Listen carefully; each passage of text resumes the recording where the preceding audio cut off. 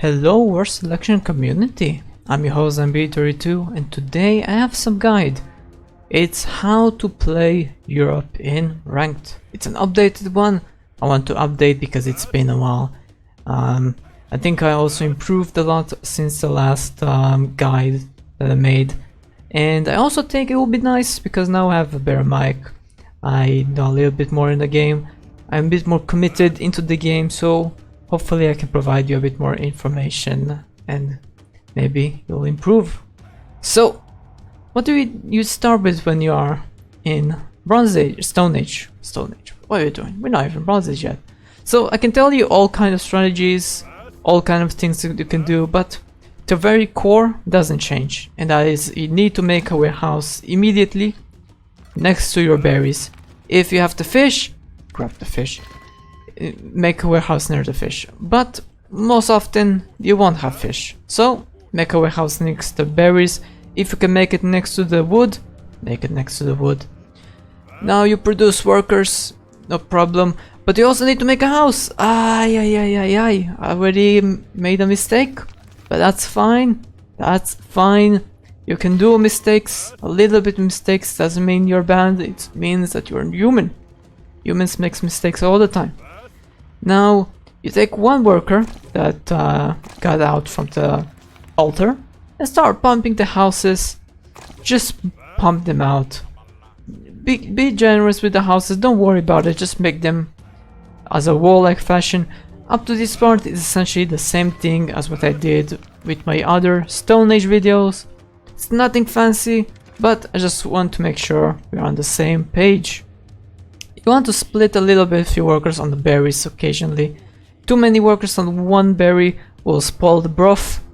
I mean, that's what that saying says anyways. Some Chinese saying. I don't know. Anyway, the truth is that too many hands ruins the food. So you need to switch a little bit, and that's how it works. Now when you get around 10 workers, that usually it's enough. Don't forget to take the wood upgrade, because you do need it at around 125 wood. That's a good idea. And now that you see I don't have enough wood, I need my worker is now building efficiently, and I'm almost pop capped, but not fully pop capped, as you can see. Now this process will continue. Build more houses. Eventually, no, you know what? Why not? Let's make a stone cutter. Let's bring one worker, start to make one house. I'm gonna be idle a little bit, but that's fine. And usually at this time you need to have a stone cutter in case the opponent will bow crush you and stuff like that. In general, it's a good idea to have it. Now, I didn't scout with my scout, but in principle you should scout immediately, like send them to who knows where. The moment the game starts, send your scout somewhere. Doesn't matter. Find your opponent. That's the most important thing. And some of you may say, huh? Well, what about making another scout? You could do that as Excalibur style. Fair play. There's no problem doing that.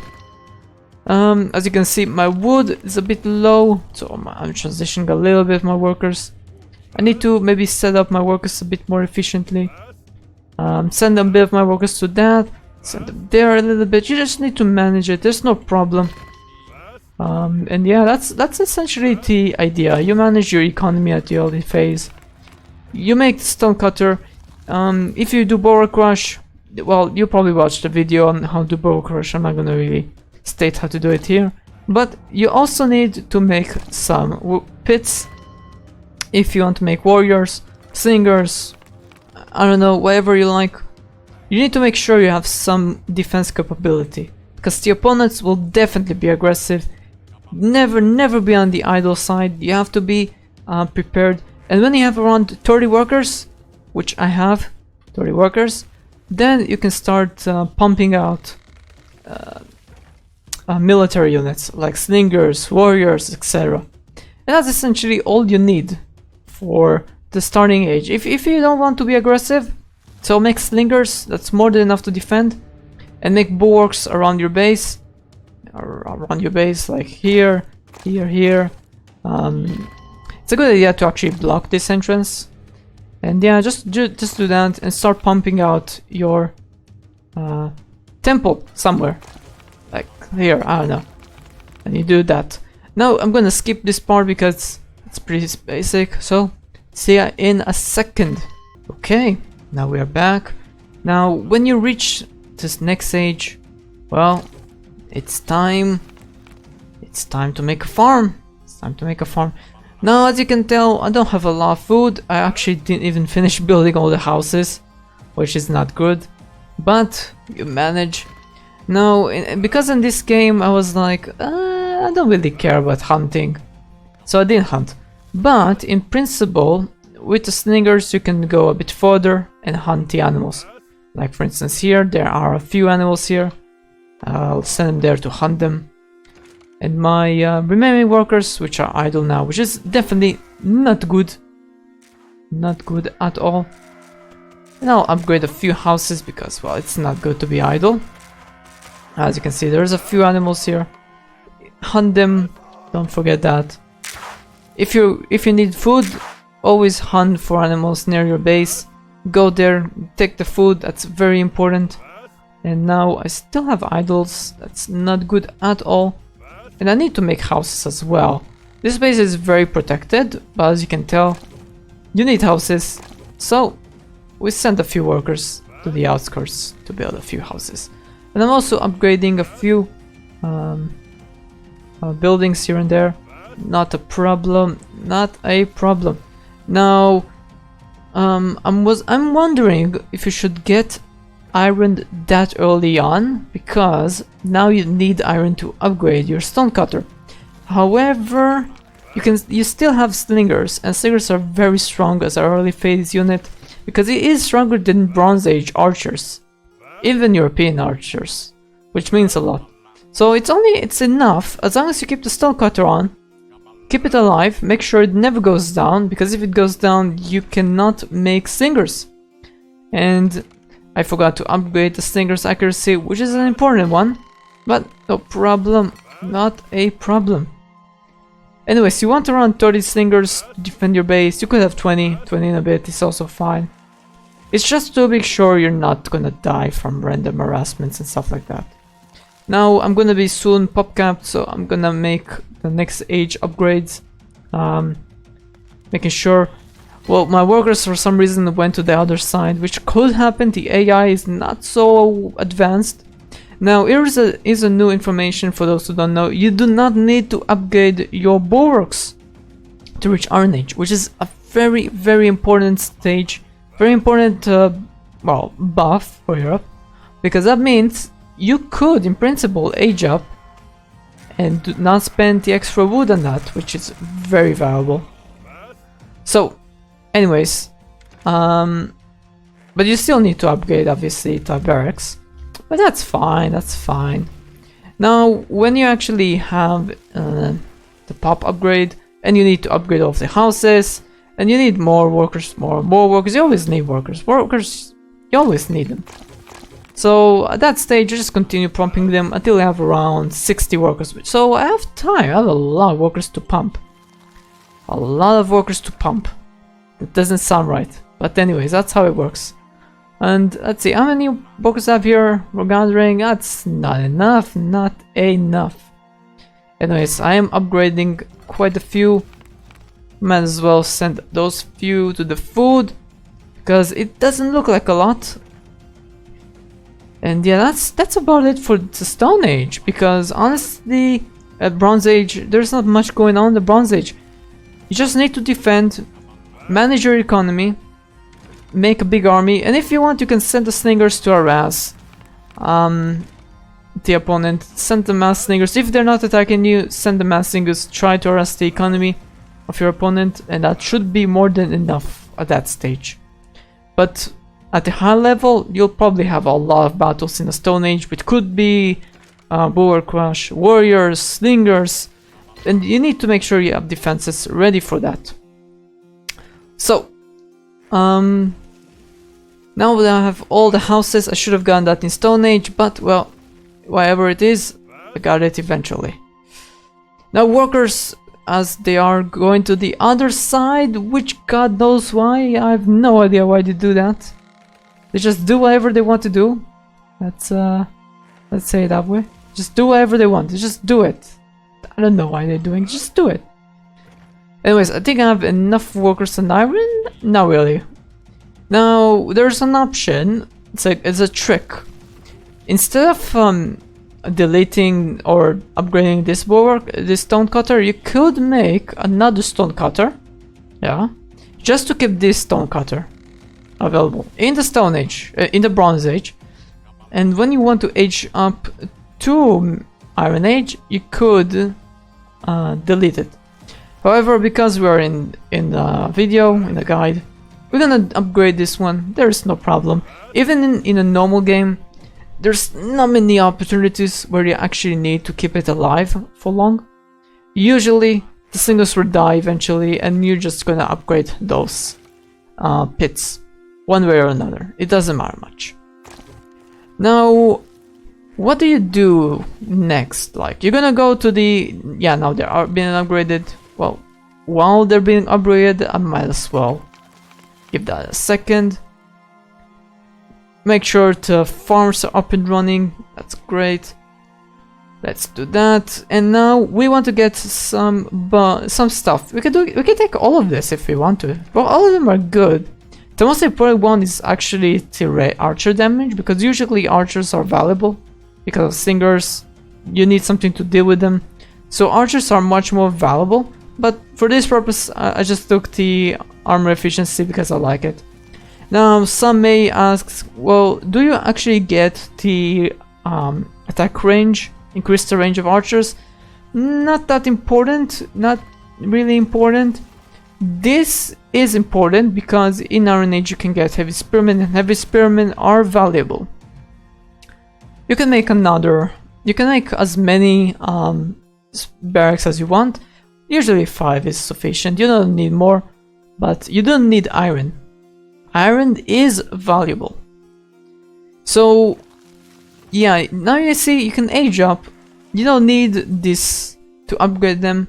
However, I do recommend to upgrade a few of them and make 1 or 2 towers around your workers who are, well, near your economy. So for instance, here we have how many workers? 25. That means we need 3 towers. So that's 3 towers, you see? Great.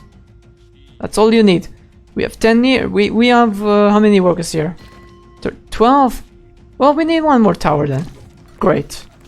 You need towers around your economy. Not too many because they are expensive, but investing a little bit into them would be very important to defend your economy eventually. So it's nothing bad. It's nothing bad to have a little bit of defense. That's fine. That's completely fine. Now I'm gonna get to Iron Age any second now, and there we go. Now you saw the bulwarks disappeared. That's how it is, unfortunately, but yes. Now, what do you get when you get to this stage? Well, it depends. Some may want to do swordsman rush, but I'm gonna do the classic heavy spearmen, because heavy spearmen are still good, they're valuable, and now you want to make sure you're building those warehouses when you're done gathering that. Now also you want to get the upgrades inside those warehouses, and let's grab 1 more farm, get this upgrade as well. You can see it's the economy looks a bit rough, and I like to go West Europe, some may go East Europe. Both of them are decent. How many workers? You see, I need more workers, but I can afford it. You know what? I can wait a little bit more. There's no problem. We'll go there. There's a big patch here, but I don't think I can actually... Oh, I can do that. Yeah, I can do that. Anyways, you always make sure you build warehouses near your resources. Now heavy spearmen. Why did I make heavy spearmen and just not normal spearmen? Well, that's because heavy spearmen, they have awesome attack speed, decent damage, and awesome range for the damage. But the most important thing is their armor. 6 average armor makes them invulnerable to most units. And even Asian units, Asian every spearmen, they need some time to get online. They need to take some upgrades. So every spearman that's very, very strong from Europe side. They can destroy buildings, no problem. They can deal with enemies, the enemy units, without losing much of their own. Archers could do some damage, but the moment you catch up to them, you're gonna kill the archers very fast. So every spearman, highly recommend. Use them a lot. It should be just fine with a combination of towers. But don't forget, you need to age up. And now I cannot produce anymore, so we'll age up, no problem at all. So what do you do in the meantime? You balance your economy, make sure everything is fine and doodles. That's all you need in this stage. And manage your economy, make warehouses wherever you need to make warehouses. You don't want them to be idle, you don't want them to move too much.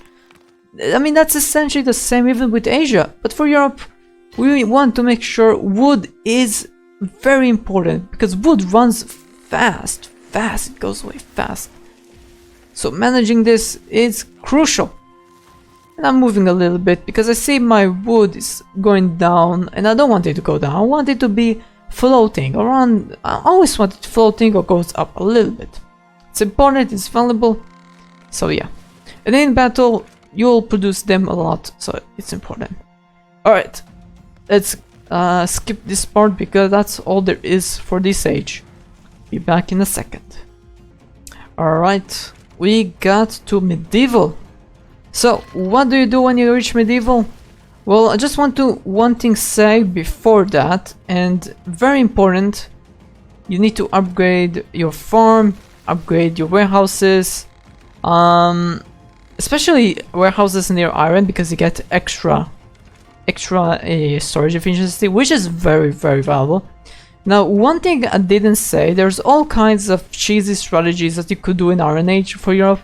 For instance, you could make rams, and rams are very hard to kill. So, I mean, they're not hard, but they're tricky. So you need rams in front of the opponent base, stables in front of opponent base, and produce rams, and that will do quite the damage. With a combination of heavy spears and archers, that will work fantastically. You could do swordsmen, and swordsmen are very strong to destroy buildings, especially houses and town halls. Anything below medieval, swordsmen are the way. So that's essentially a rush. What about axemen? No. Axemen only are good counters against Landsnack and legionaries. But legionaries are too expensive, they're very, very, very situational. That is when you're in Iron Age and you need a unit that is essentially stronger than the medieval units. Some medieval units anyway. So yeah, that's essentially the Iron Age for Europe, and that's all I wanted to say. Now in medieval, this is West Europe, because I like West Europe. East Europe is pretty similar as well, with small differences here and there. So I'll just focus on West Europe because that's the most common you will face in ranked. So you probably want to play West Europe as well. So after you get the population upgrade, you obviously continue producing workers. Now there is 2 upgrades here: the speed of stone extraction and metal. I highly recommend getting the stone and metal only if you upgrade your workers to medieval. Otherwise, don't do that, because 0.8 is the same thing as medieval one. At the same time, don't upgrade your workers unless you're really sure you need to go to the next stage. So, unless you want to gather from stone, because then you do need to upgrade them, and also you need this stone material extraction upgrade. So other than that, Iron Age workers do fine doodle. Alright, that's all you need to know in terms of efficiency. So now let's look at what do you actually produce. Okay, let's take some medieval units, medieval workers, and start producing some workshops. because this is your main building. And I might as well upgrade 1 fort, actually 2 forts, 3 forts. You got 3 forts, right? And obviously you want to upgrade your forge because you do need it.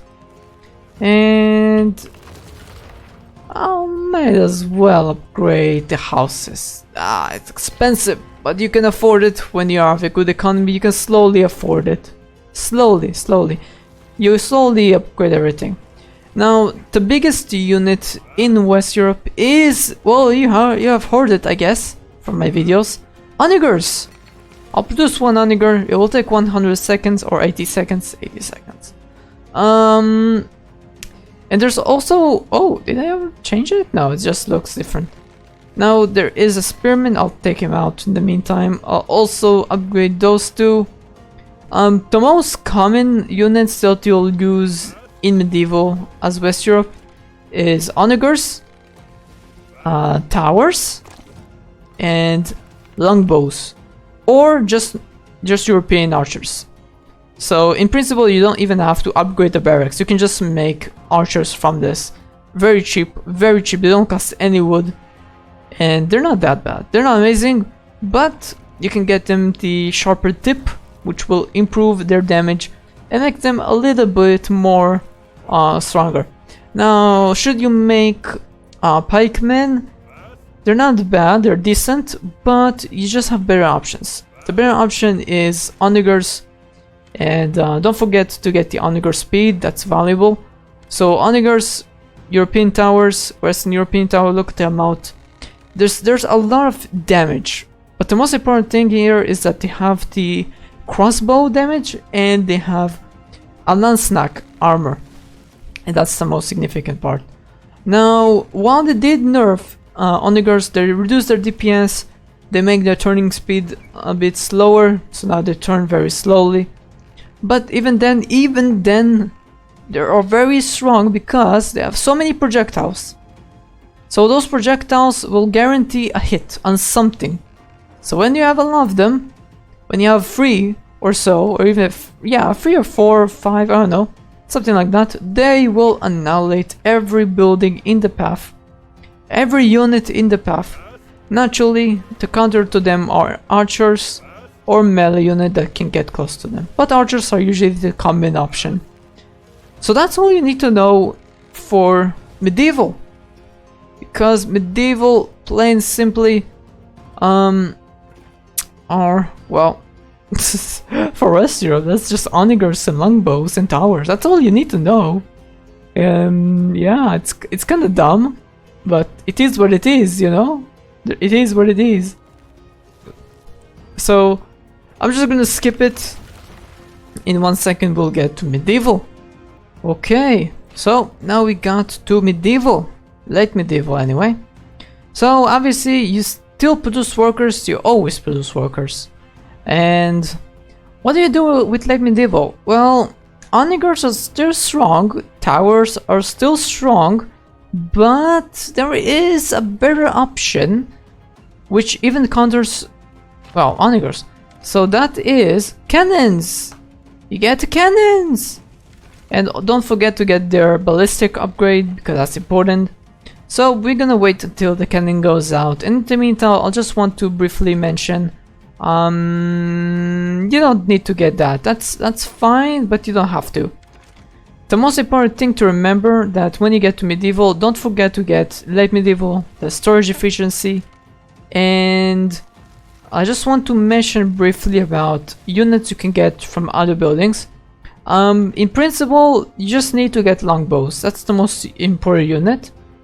And well, chariots are bad. Don't get them, never. Heavy knights, you never use them in ranked, frankly speaking. Cuirassier, handy. They could be useful. They could be useful in like medieval because you can harass the opponent economy and kill towers and destroy towers. However, not these towers. Not those towers. Not the Landsnack towers. You can destroy other towers. Don't attack those towers. Never attack any tower that is called Guardian Tower. with any unit other than siege. I'm just saying, don't do that. So, well, now that you probably reached this stage, you're probably wondering, Daniel, well, what do? I reached late medieval, yes, I'm making cannons, but they're slow, man, they're slow. What can they do? Well, not much, but they can kill buildings and onagers. That's a lot. That's a lot, man. And look at the range. That's why they're very valuable. Accuracy wise, when you get the upgrade, you'll see how better it is. The damage looks very low compared to onagers because it is lower. But now that you have the upgrade, 11% dispersion, they're very, very accurate. Look at this. Look at the distance and look at the accuracy where I pointed at. Very great. Great accuracy. So when you mass them up, they only take 3 pop compared to onagers, which is 4, which is already an improvement. And they're also cheap. I mean, they cost iron, which is not cheap, but they are very valuable. They can destroy buildings, no problem at all. They're even handy in IR. So you go IR. Which country should you go IR with Europe? Well, I do not recommend Germany because that's too expensive. France, not really a viable choice because you use land units more than air units. Great Britain could be okay. They have decent options there with the machine gunners, I think. Light machine gunners, but usually Industrial Revolution 1 just does the work. It's fine. You honestly, you don't really use a lot of the IR units. You just age up to get more pop, the population upgrade. So I'm not really gonna bother with that. Most of you will probably never reach IR in ranked because that's essentially how it is. Ranked are really focused into Stone Age, Bronze Age, Iron Age, and Medieval. Essentially, late Medieval is really late game. If you get to IR, you're probably not doing something right, or you are facing a very good opponent. Just make sure your economy is always good, it's always working. Make warehouses whenever you need them, like, oh, if this is blocking, you can delete it and make another warehouse. And just do stuff like that occasionally. Just check your economy and produce those cannons with towers, slowly pushing to give yourself some ground, and make the archers. You can even make Lancenack if you want. Lancenack are not bad. Lancenack are good because they don't die. However, they might die because of the cannons. So just making longbows and cannons and towers should be more than sufficient. And yeah, that's all you need to know. That's all you need to know for Europe. So that's the big guide. So I hope you enjoyed this video. Hope you learned something from it. One thing, do never make walls. Never make walls, guys. Never. There's so many problems with walls. I don't recommend it. Look. Walls can be built inside trees. Doesn't make any sense. Lol. That's why you never make walls, because walls never block the entrances into trees properly. You can make them inside trees. It's weird, right? So unless you're confident that you can block every single entrance in a tree, don't even bother. They're expensive, and yeah, just make houses like that and just defend those loopholes. You should be okay otherwise. Yes, so hope you enjoyed the video. Hope you learned something from this, and if you did like this, consider subscribing, liking, commenting, and all the good stuff. Yeah, all right. See you on the next one.